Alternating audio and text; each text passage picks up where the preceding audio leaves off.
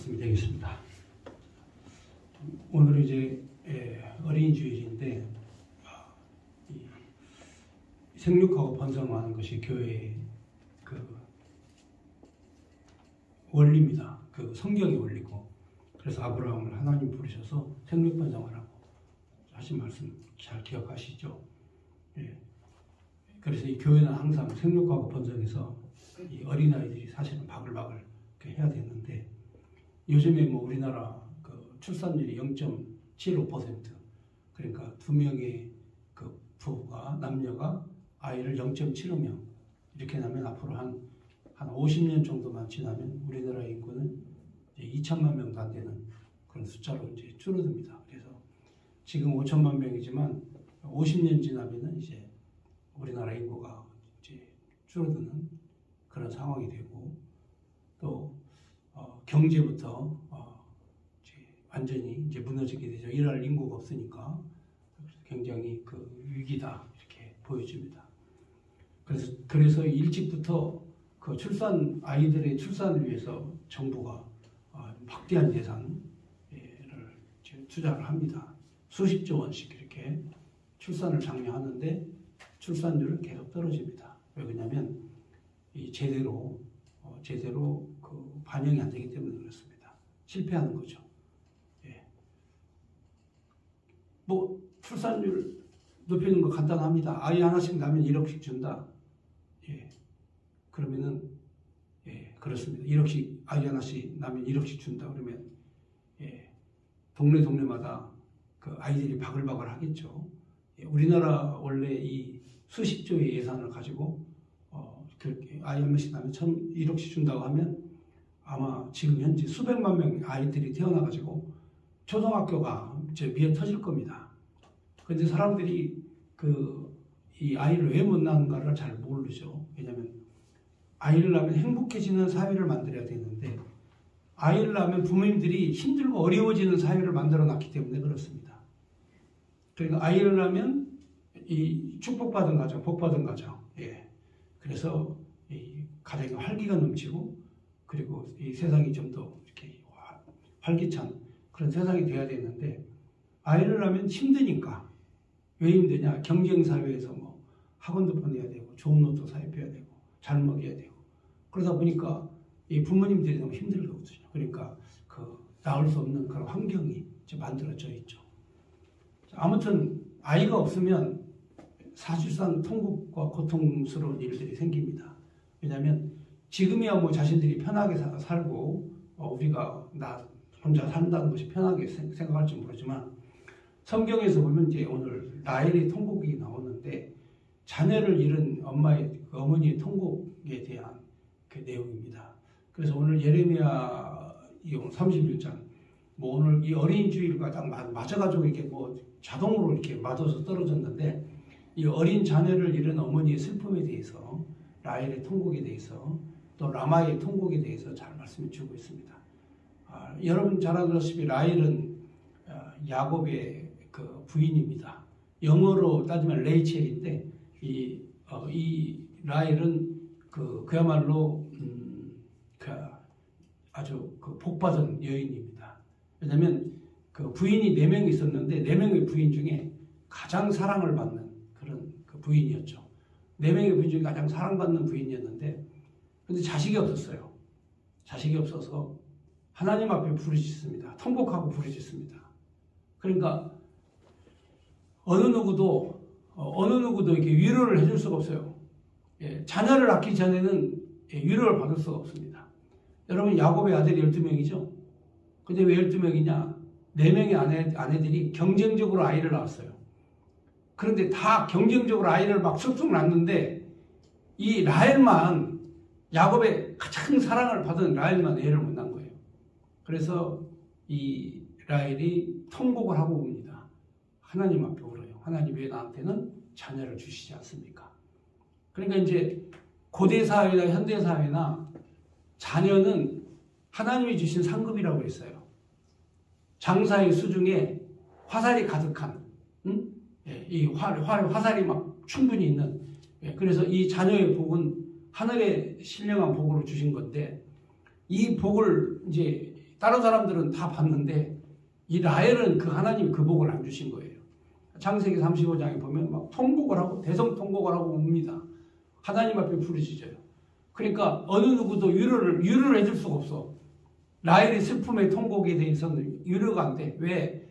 아니 야곱이 똑같이 사랑을 해주고 똑같이 이 네 명의 부인에게 관심을 갖고 다 사랑을 해줬는데도 아니 가장 사랑을 받는 이 라헬에게서는 왜 애가 안 나오냐고. 나는 왜 애가 없냐 이거야.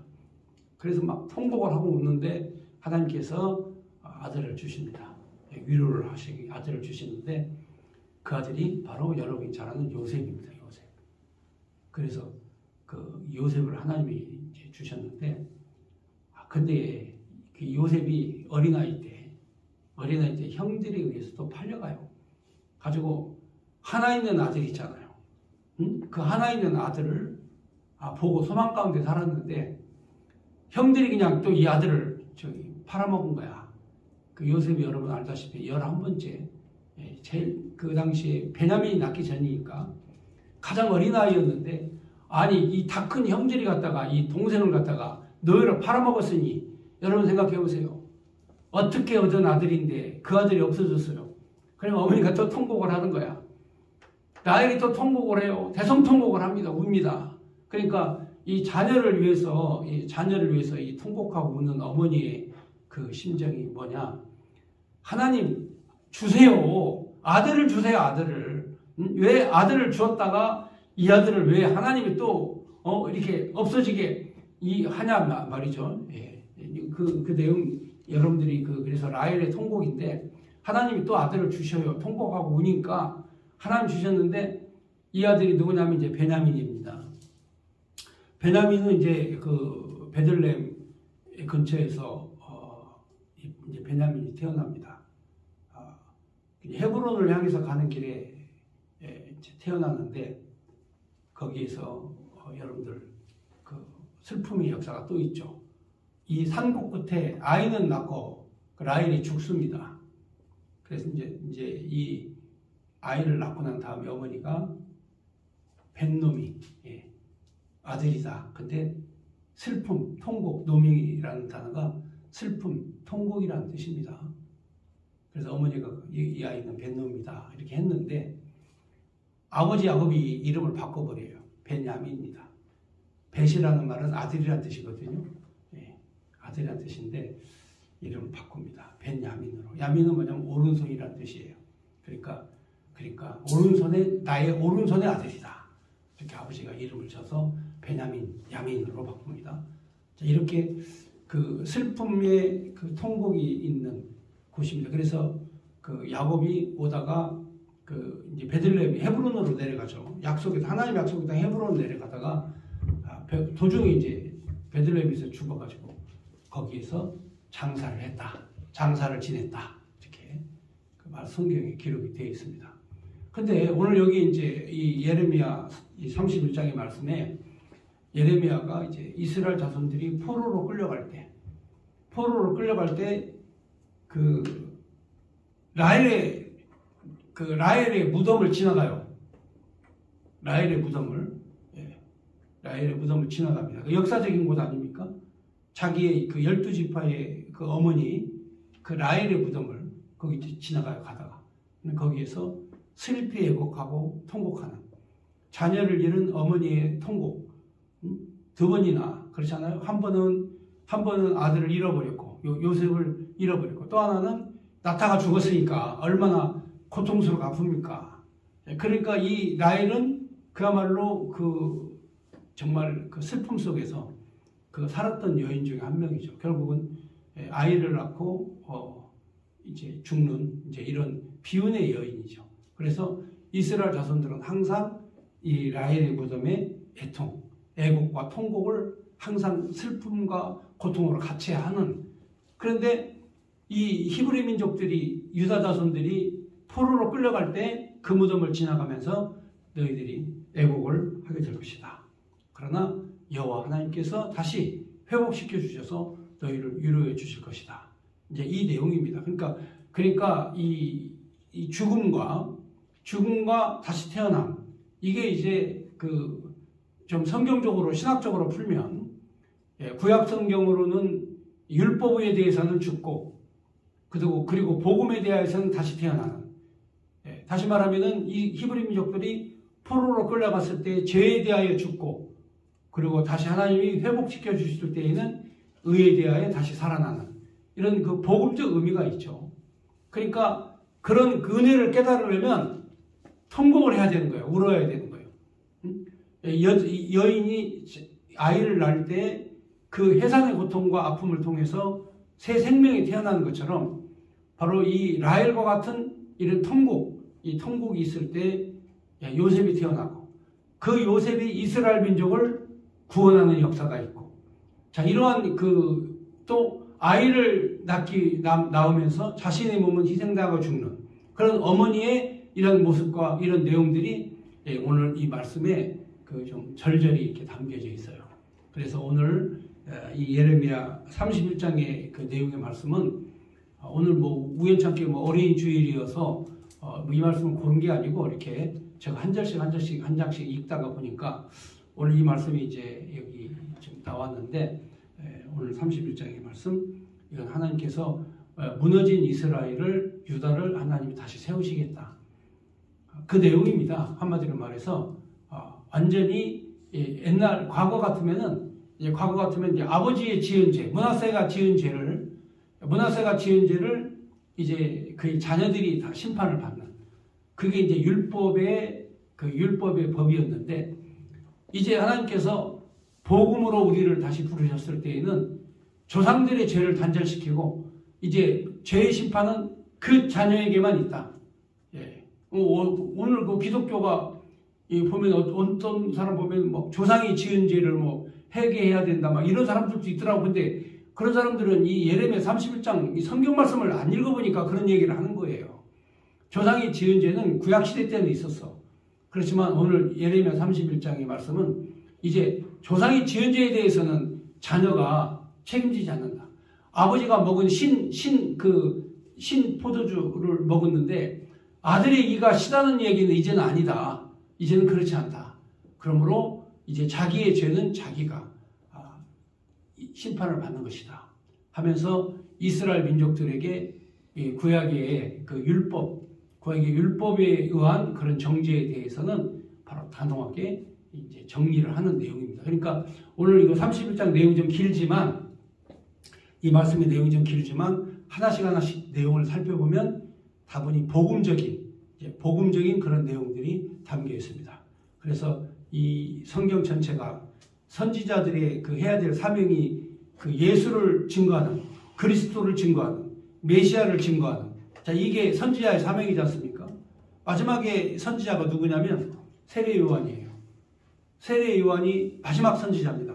근데 이 세례 요한도 마지막에 많은 사람들이 자기에게 찾아오지만 세례 요한은 과감하게 보라.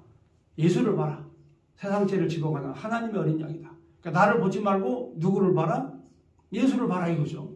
그게 바로 복음 전하는 자의 태도예요. 그러니까 사람들이 행복해서 점점 멀어지면서 슬픔에 빠지는 이유는 사람들이 자기를 바라봐줘야 되는데 자기를 안 바라보니까 자기가 슬퍼지는 거예요. 여러분, 자살하는 사람들이요, 왜 죽느냐? 사람들이 자기에 관심이 없고 자기가 우울해지고 힘드니까 그냥 죽어버리는 거야. 여러분, 그럴 필요 없어요. 세례 요한 보세요. 자기에게 많은 사람이 와도 나를 바라보지 말고 주님을 봐라. 세상 죄를 지고 가는 하나님의 어린 양이다. 그 인간 사회에서 가장 문제가 어떤 것이 문제냐면 서로를 자꾸 바라봐달라고 하는 거야. 응? 나만 바라봐, 이렇게. 나만 바라봐. 이러니까 이게 사고가 터지고 문제가 나는 거예요. 그럴 거 없어요. 여러분, 우리는, 크리스찬들은 오직 누구를 바라본다? 세상 죄를 지고 가는 하나님의 어린 양을 보자. 나를 바라보지 말고 그분을 바라보게 하자. 이게 복음이에요. 자, 그러니까 이 예레미야도 역시 마찬가지로 이제 나중에는 이제 감옥에 갇혀요. 왜냐하면 자꾸 바벨론의 그 70년 포로 생활에 대해서 하나님 앞에 순종하고 맞으면 맞자. 하나님이 때리긴 때리지만 다시 싸매주신다. 하나님이 우리를 뽑으셨지만 다시 심어주신다. 그러니까 하나님에게 맡기고 우리가 바벨론의 징계를 받자. 이게 예레미야가 얘기하는 거거든요. 근데 그냥 그렇게 하면 편하게 사는데 하나님을 거역해. 그러면서 야, 우리 애굽을 의지하면 하나님 우리를 구원해 주실 거야. 우리 애굽을 의지하자. 해가지고 이 나라 전체가 선동이 돼요.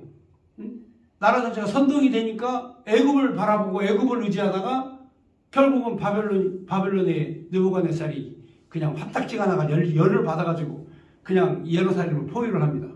예루살렘을 딱 포위를 하니까 거기에 이 예레미야가 간첩이야. 바벨론 편을 들었잖아, 지금까지 계속. 그러니까 하나님의 말씀을 전하는데 또 감옥에 또 갇힌 거야.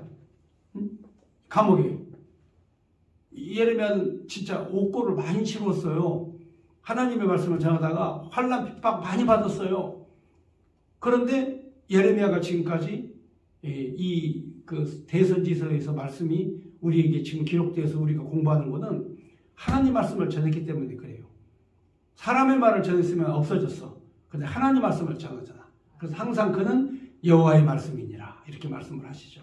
자, 그러면 예레미야가 지금 당하는 어려운 처지에 대해서 그리고 이스라엘 민족들이 당할 그런 그 어려움에 대해서 오늘 31장에 예언한 그 내용의 말씀을 한번 읽겠습니다. 아까 한번 읽으셨지만 다시 한번 제가 읽겠습니다. 여호와의 말씀이니라. 그때 내가 이스라엘 모든 종족의 하나님이 되고 그들은 내 백성이 되리라. 여기 종족이라고 하는 모든 종족이라고 그랬죠. 그러니까 여러분 이제까지는 유대인들이 하나님, 이스라엘의 하나님이었지만 이제 하나님께서 때가 되게 하시면 그때는 모든 종족의 하나님이 되실 것이다. 크고 놀랍고 위대하신 하나님이 될 것이다. 예레미야 선지자가 얘기하잖아요. 모든 종족의 하나님이다. 이 한 말씀이 어떤 우리에게 복음의 말씀 이해가시겠죠. 그러니까 세계의 역사는 이 성경 중심으로 역사가 이루어지는 거예요. 지금도 마찬가지예요. 지금도 흩어졌던 유대인들이 다시 돌아오게 될 것이다. 다 돌아오고 있잖아요, 지금. 시온산에서 경배를 하게 될 것이다. 다시 시온산으로 다 돌아오잖아요. 하나님의 백성들이 전부 다 시온을 향해서, 시온성을 향해서 전부 다 마음을 갖게 하시죠. 이 말씀 한마디 한마디가 우리에게 생명의 말씀이 되는 거예요. 그래서 이제는 모든 종족의 하나님이 되실 것이다. 그리고 그들은 내 백성이 된다. 여호와께서 이와 같이 말씀하시니라. 칼에서 벗어난 백성이 광야에서 은혜를 입었나니 곧 내가 이스라엘로 안식을 얻게 하려 갈 때라. 그러니까 이 애굽에서 탈출할 때에도 바로왕이 칼에서 자유를 얻고 그리고 그들이 광야에서 하나님 앞에 은혜를 입었죠. 이게 무슨 얘기냐면 광야에서라도 하나님이 함께 하시면 은혜를 입는 거라는 거예요. 그러니까 우리가 사는 삶이 풍요롭지 못해도 물이 넉넉하지 않고 양식이 넉넉하지 않아도 광야 같은 삶이라 할지라도 바로 하나님이 함께 하시면 그게 은혜를 입는다. 그러니까 여러분 생각해 보세요. 애굽에서 나와서 광야로 갈 때에 갈 바를 알지 못하고 갔지만 하나님 은혜를 입혀주시잖아요. 아브라함도 갈대아 우르를 떠나서 내가 너에게 지시한 땅으로 가라고 할 때 황량한 사막길을 걸어가도 하나님께서 아브라함에게 은혜를 주셨잖아요. 그러니까 우리는 풍족할 때만 은혜를 받는 게 아니라 어디에서도 은혜를 받아야 되냐면 광야 같은 삶 속에서도 은혜를 받아야 돼. 광야 같은 삶에서도 우리 은혜가 되는 거예요. 지금 사랑제일교회 앞에 지금 오늘 주일날이잖아요. 성도들이 주일날 예배드리러 막 올라가지 않습니까? 근데 그 입구에서 정광훈 구속하라 하고 데모를 좀 하고 있는데 아까 제가 잠깐 보니까 정광훈 구속하라고 막 악을 쓰면서 바락바락 하면서 왜 그러냐면 그 사람들이 왜 그렇게 미치냐면 우리는 자유와 민주주의를 지키기 위해서 가서 소리치지만 저 사람들은 그 어둠의 세력, 붉은 용의 세력, 공산주의의 세력, 이 악마의 세력에 영혼을 팔린 거야. 그러니까 악마가 붙잡고 있으니까 뭐가 선인지 뭐가 악인지 구분을 못해요. 선이 뭔지 악이 뭔지 구분을 못해요. 아니, 여러분 생각해 보세요. 자, 국회의원 신분이었어. 근데 이 자기의 재산과 자산을 감추기 위해서 블록체인을, 쉽게 말하면 비트코인을, 코인을 샀어. 60억 원어치나 샀어. 근데 이제 이게 법적으로 이제는 블록체인도 재산상 신고해야 된다 하니까 드러나게 생겼으니까 그걸 팔았어. 갑자기 현찰이 많이 생긴 거야.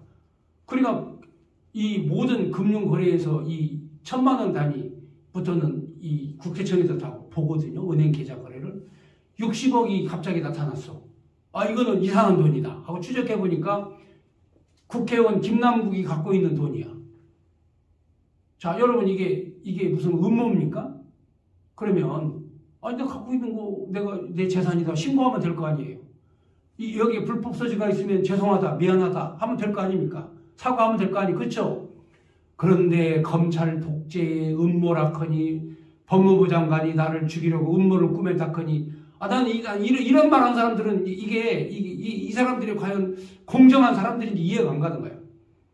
여러분, 뭐, 정치적인 얘기 잠깐 좀 해야 될 것 같아, 아무래도. 왜냐하면, 이재명이 그 많은 돈과 연루되어서 성남시장이었을 때, 그 많은 돈과 연루가 되어 있는 내용을 수사하겠다는데, 무슨 뭐, 검찰 독재, 뭐, 이런 식으로 하면서, 당대표 선거할 때 막 돈복도 막 뿌린 사람 있죠, 송영길. 뭐, 검찰청에 쳐들어가가지고 막 나를 체포하라고 협박하고 소리 지르고. 아니, 여러분, 이게 지금 공정한 태도입니까? 아니, 우리가 봤을 때 이거 범죄자들 아니에요? 그렇잖아. 돈봉투 뿌린 거 범죄한 거지. 자기 지위를 이용해가지고 엄청나게 많은 돈을 챙긴 거 범죄 행위죠. 수사를 받아야 할 거 아닙니까? 정당하게. 아니, 60억 돈을 숨겨놨으면, 아니, 그거 죄송하다. 이거 내가 잘못한 거 있으면 책임지겠다. 이래야지. 뭐, 검찰 독재니 무슨 이런 식으로 그냥 무조건 그렇게 얘기하는 이런 사람들이 그 생각이 악마에 사로잡혀가지고 이게 선과 악을 구분을 못하는 거야. 선과 악이 구분이 안 돼요. 그래서 이 나라가 그래서 위험한 거야. 여러분, 악한 사람이 득세를 하면은 선한 사람이 피해를 입어요. 그래서 우리가 지금 현재 위험에 빠져 있다는 거예요. 그러니까 진리의 말씀 안에서 우리가 봤을 때 우리가 광야 같은 이런 험악한 세상을 살아도 하나님을 믿는 성도 우리들은 말씀 한마디 한마디 은혜를 받는 거야. 응? 그리고 오늘 여기 광야의 길을 칼에서 벗어나 광야로 간다 할지라도 너희가 은혜를 받을 것이다. 그래서 애굽에서 나와서 광야로 가도 히브리 민족의 은혜를 받았죠. 아브라함도 험악한 길에서 은혜를 받았죠. 여러분, 야곱도 험한 인생을 살면서 험악한 인생을 살면서 은혜를 받았죠. 아니, 편안하고 형통하게 그 금수저로 태어나서 잘 먹고 잘 살면 은혜가 뭔지 모른다니까요. 여러분들이나 되니까 은혜를 받는 것이지 험악한 세상을 살아봐야 그게 은혜가 된다는 것을 오늘 이 말씀에서 말씀해 주시잖아요. 그러니까 우리가 바벨론 포로 생활에서 돌아올 때 칼에서 벗어나 예루살렘으로 가면 어떤 곳입니까? 다 무너져 있어요. 왕궁도 무너져 있고 성벽도 무너져 있고 성막도 성전도 다 무너져 있어요. 돌덩이들밖에 없어요. 황무지가 되어 있어요. 그래도 하나님이 함께 하시는 그곳에서 은혜를 받는 거야. 칼에서 벗어나면 은혜가 되는 겁니다. 그러니까 우리가 다 무너진 세상에서 지금 살아가고 있다. 응? 우리가 지금 다 무너진 이게 은혜죠. 그래서 예레미야의 그 내용의 핵심이 바로 무너져도 하나님이 뽑았어도 다시 심어주신다. 그게 복음입니다. 3절에 보면 옛적에 여호와께서 나에게 나타나 내가 영원한 사랑으로 너를 사랑하였기에 인자함으로 너를 이끌었다 하였노라. 전혀 이스라엘아, 내가 다시 너를 세우리니 내가 세움을 입을 것이요 내가 다시 소고를 들고 즐거워하는 자와 함께 춤을 추며 나으리. 내가 다시 사마리아 산들 포도나무를 심는 자가 그 열매를 따기 시작하리라. 에베레임 산 위에 파수꾼이 외치는 날이 있을 것이라. 이르기를 너희는 일어나라. 우리가 시온에 올라가서 우리 하나님 여호와께로 나아가자 하리라. 그러니까 세계 만방에 다 흩어져 있던 하나님의 백성들이 다 함께 시온산에 나가서 하나님께 예배와 경배를 드린다. 이게 복음이에요. 응? 예, 이게 복음이에요. 이건 이제 실제적으로 무너져버린 성전을 재건축 다시 하는 것이고, 우리들은 이제 우리의 목표가 어디죠? 예, 우리의 목표가 바로 시온산이에요. 영원한 그 성전이 있는, 하나님의 집이 있는 그곳이 우리의 목표예요. 우리가 가야 될 목표라 이 말이죠. 예. 7절에 여호와께서 이와 같이 말씀하시니라. 너희는 여러 민족 앞에서 야곱을 위하여 기뻐했지라. 너희는 전파하며 찬양하며 말하라. 여호와의 주의 백성 이스라엘의 남은 자를 구원하소서라. 보라 나는 그들의 북쪽 땅에서 인도하여 땅끝에서부터 모으리라. 그들 중에서는 맹인과 다리 저는 사람과 잉태한 여인과 해산하는 여인이 함께 있으며 큰 무리를 이루어 이곳으로 돌아오리라. 그들이 울며 돌아오리니 나의 인도함을 받고 간구할 때 내가 그들을 넘어지지 아니하고 물이 있는 계곡 곧 곧은 길로 가게 하리라. 나는 이스라엘의 아버지요 에브라임 나의 장자니라. 나는 너희 아버지다. 내가 너희를 이끌어서 다시 돌아오게 하겠다. 이런 내용의 말씀이에요. 환자가 있어도 병든 자가 있어도 장애인이 있어도 그 임신한 여인이 있어도 해산하는 고통을 당하는 여자가 있어도 안전하게 너희를 이끌어서 내가 다시 돌아오게 하겠다. 그 예레미야는 항상 이 복음의 말씀이죠. 항상 하나님의 복음의 말씀. 선지자는요 항상 소망과 희망의 말씀을 주는 거죠. 그 사람이 이 복음과 진리가 없으면 우울증에 빠지는 거야. 우울증에 빠져요. 나 오늘 아까 뉴스 검색하다가 깜짝 놀랐어요. 아니 자살하는 사이트가 있대. 자살하는 사이트가 거기에 자살 카페에 사람들이 모이는데 순서를 정해가지고 죽는데요. 가지고 이번에는 이제 한강에서 뛰어내리면 바로 죽거든요. 한강에 뛰어내리면 수영을 하든 못하든 죽어야. 왜냐면 떨어져서 물에 부딪히면 그 충격에 의해서 의식이 불명한 상태가 되기 때문에 의식불명이면 호흡을 못 하잖아요. 물속에서. 그러니까 그냥 죽는 거예요. 중학생이 여중생 그것도 2명이서 뛰어내리려고 신고해가지고 또 그거를 또 중계방송을 해요. 유튜브에서 아이들 떨어지는 거 그 카페에서. 그러니까 이게 지금 이게 세상이 이게 지금 이렇다니까요. 이 지경이에요, 이 지경. 그러니까 의식이 없는 거야. 하나님이 없으니까 내 생명 내가 주인이다. 내가 없이면 되고 내가 끊으면 되고 이런 생각. 하나님이 없으니까 두려움이 없는 거예요. 그러니까 별의 짓을 다 하는 거야, 이 인간들이. 그러니까 우리가 사명감을 갖고 하나님 만근의 여호와를 증거하는 복음의 증인이 되어야 돼요. 나이를 먹었든지 젊은 우리 전도사님이든지 우리가 하나님의 이 복음을 이 땅에 증거해야 돼요. 근데 사탄과 마귀는 하나님을 없애려고 해. 예배를 못 드리게 해. 그리고 이 하나님의 말씀을 오염시켜 막. 성경 말씀을 오염시켜. 철학으로 막 오염시켜. 그래서 자유주의가 나오는 거예요. 자유주의 신학이 나와. 용공신학이 나와. 현대신학이 나와. 이 하나님의 말씀이. 그래서 이 예레미야의 이 복음의 내용을 10절 한번 보겠습니다. 이방들이 여자 있는 여호와의 말씀을 듣고 먼 섬에 전파하여 이르기를 이스라엘을 흩으신 자가 그를 모으고 목자가 그 양떼 행함같이 그를 지키리로다. 여호와께서 야곱을 구원하시되 그들보다 강한 손에 속량하셨으니 그들이 와서 시온의 높은 곳에서 찬송하며 여호와의 복 곧 곡식과 새 포도주와 기름진 어린 양의 떼와 소떼를 얻고 크게 기뻐하리라. 그 심령은 물된 동산 같겠고 다시는 근심이 없으리로다 할지어다. 하나님께서 다시 돌아오게 시온산으로 다시 돌아오게 해서 물된 동산같이 근심이 없게 하실 것이다. 물된 동산 여기 나오는 거죠. 자, 그 다음 그때 처녀는 춤을 추고 즐거워하겠고 청년과 노인 함께 즐거워하리라. 내가 그들의 슬픔을 돌려서 즐겁게 하며 그들을 위로하여 그들의 근심으로부터 큰 기쁨을 얻게 할 것입니다. 내가 기름으로 제사장들의 마음을 흡족하게 하며 내 복으로 내 백성을 만족하게 하리라. 여호와의 말씀이니라. 하나님께서 이제 바벨론 포로로 끌려가게 하셨다가 하나님께서 다시 회복시켜 주시겠다 하는 내용 말씀이고요. 자, 너희가 이제 라헬의 애곡에 대해서 이제 우리가 잠깐 말씀드렸습니다만 하나님께서 통곡하고 애곡하였지만 다시 위로하게 하시는 내용인데 여기 15절 보면 여호와께서 이와 같이 말씀하시니라 라마에서 슬퍼하며 통곡하는 소리가 들리리니. 자, 여기 이 라마의 그 통곡 소리가 뭐냐면 예수님께서 태어나기 직전에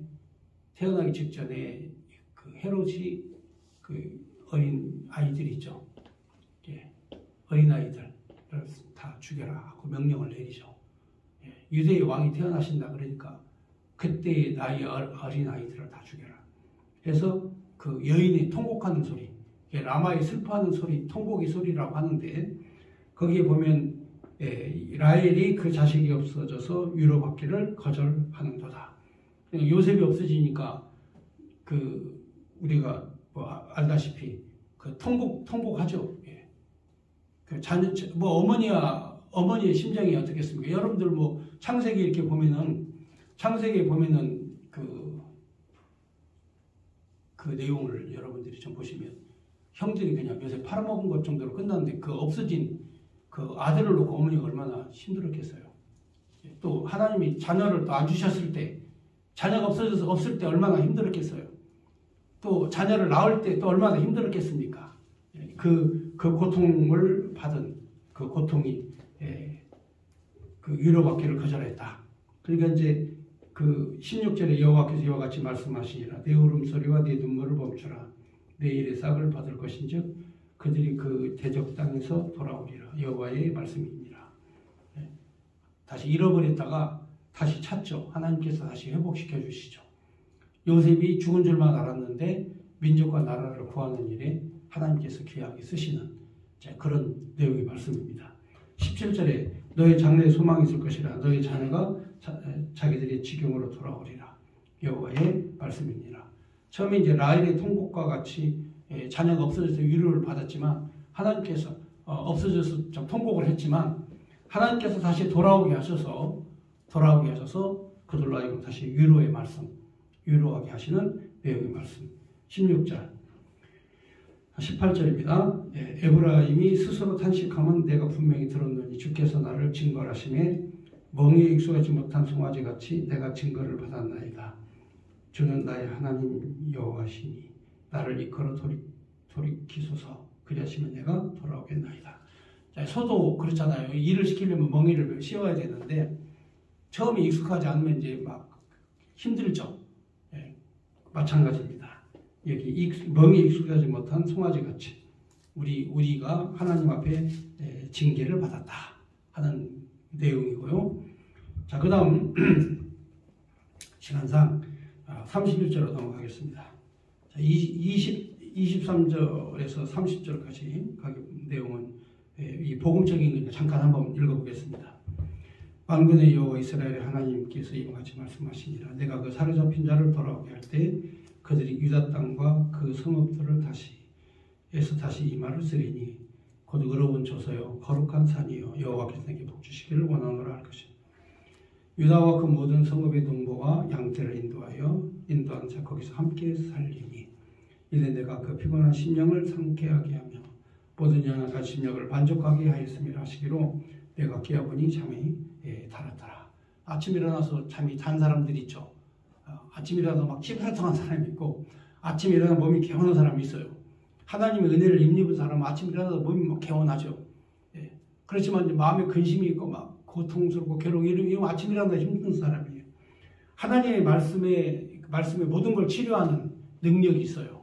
그래서 오늘 여러분들 이 말씀을 잘 듣고 이해하시면 하나님께서 치유하는 능력으로 아침에 잠이 아주 그냥 꿀송이처럼 단 이제 이런 단잠을 자게 되죠.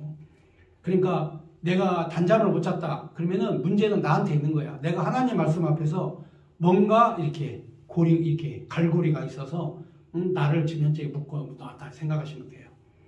여호와의 말씀이니라 보라 내가 사람의 씨와 짐승의 씨를 이스라엘 유다 집에 뿌리느라 이르니 깨어서 그들이 뿌리를 뽑으며 무너뜨리며 전복함이 멸망시키며 괴롭게 하는 것 같이 내가 깨어서 그들을 세우며 심으리라 여호와의 말씀이니라. 그때 그들이 말하기를 다시는 아버지의 신포도를 먹었으므로 아들들이 이가 시다 하지 아니하겠고 신포도를 먹는 자마다 그의 이가 신 것 같이 누구나 자기의 죄악으로 말미암아 죽으리라. 자, 과거에는 이제 아버지의 죄가 이 아들에게도 갔죠. 므낫세의 죄로 말미암아 백성이 심판을 받으니까. 근데 이제는 그렇습니다. 자신의 그런 그 죄, 자기의 죄악으로 말미암아 죽는다. 이 조상의 죄에 관련된 내용을 자꾸 얘기하는 사람들은 이런 내용의 말씀들을 잘 이해를 못하기 때문에 그런 거예요. 나중에 이제 그 옆에 갈라디아서 6장 7절 내용의 말씀은 여러분들이 한번 찾아서 집에서 읽어보시고요. 자, 그 다음에 새 언약에 대해서 말씀드립니다.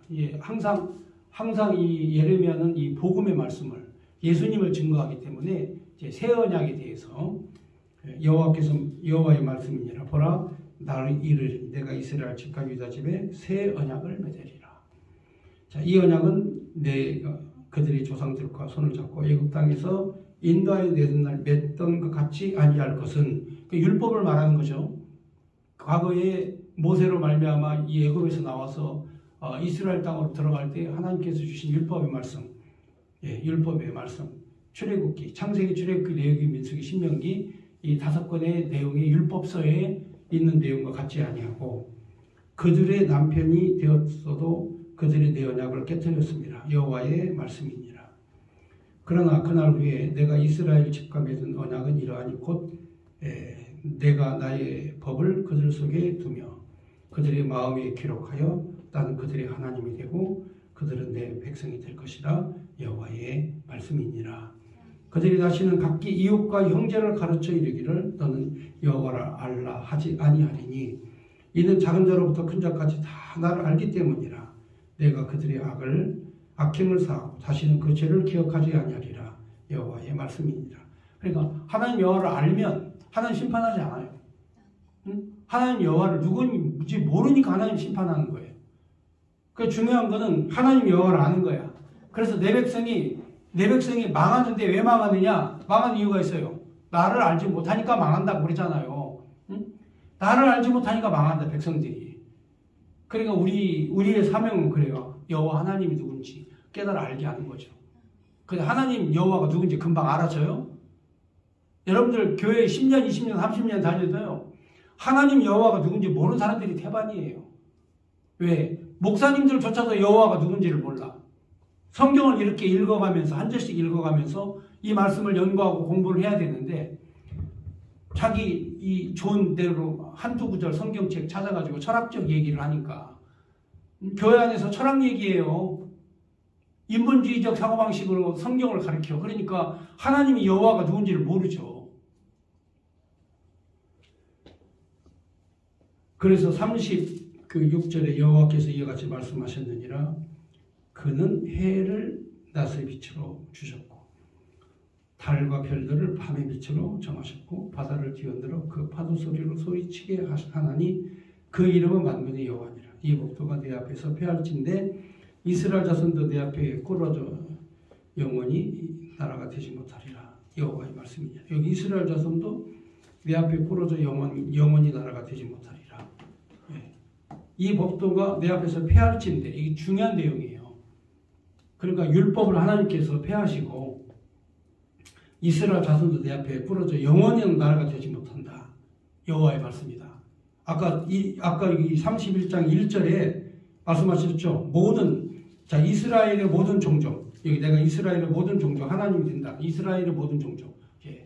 이스라엘의 모든 종족. 이 12지파를 물론 얘기하지만 나중에 이제 요한계시록에 보면은 12지파가 구원함을 받지만 그 외에 허다한 무리들이 바로 하나님 보좌에 함께 계시다는 내용을 여러분이 잘 아셔야 돼요. 그래서 여기에 이스라엘만 구원받은 것이 아니라는 거죠. 자, 그래서 여기 37절에 여호와께서 이같이 말씀하시니라. 위에 있는 하늘을 측량할 수 있으며 밑에 있는 땅 기초를 탐지할 수 있다면 내가 이스라엘 자손이 행한 모든 일로 말미암아 그들을 다 버리리라. 여호와의 말씀이니라. 여기 보라, 날이 이르면 이 성은 하나님의 망대로부터 모퉁이에 이르기까지 여호와를 위하여 건축될 것이라. 무너진 망대가 무너진 성벽이 다시 다 세워질 것이다. 여호와의 말씀이니라. 측량줄 곧게 가래 언덕 밑에 이르고 고아로 돌아와 자, 시체와 재의 모든 골짜기, 기드론 시내에 이르는 모든 고지, 동쪽 마문의 모퉁이까지 이르기까지 여호와의 거룩한 곳이라. 영원히 다시 뽑거나 전복하지 못할 것이니라. 예루살렘을 하나님께서 거룩한 여호와의 거룩한 영원히 다시 뽑히지 않는 성으로 만드셨다. 이게 이제 영원한 하나님의 약속이죠. 그렇잖아요? 근데 이 말씀과는 다르게 예루살렘은 주인이 수도 없이 바뀝니다. 여러분, 예루살렘은 느헤미야가 다시 이 성벽을 다시 재건하고 또 느헤미야 성전을 다시 건축하고 해서 예루살렘이 영원할 것 같았지만, 그러나 이 예루살렘은요 수도 없이 주인이 바뀌어요. 예루살렘 주인이 수도 없이 바뀝니다. 마지막에는 이제 로마 있죠. 마지막에는 로마가 와가지고 예루살렘을 이제 완전히 그냥 이 로마에 대항했다고. 마지막에 로마와 전쟁을 하죠. 마사다 요새에서 이 이스라엘이, 유다가 이 로마군과 싸우죠.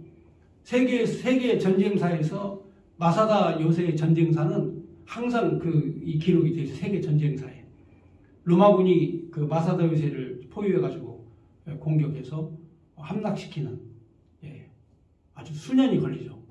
마지막 최후의 결전에 로마군이 마지막 옆에 똑같이 그 마사다 요새와 똑같이 이 토성을 쌓아요. 토성을 쌓아서 거기에서 이제 폭격을 하죠. 이렇게 큰 돌멩이 있잖아, 돌덩어리 밑에서 막 쏘아서 올리는.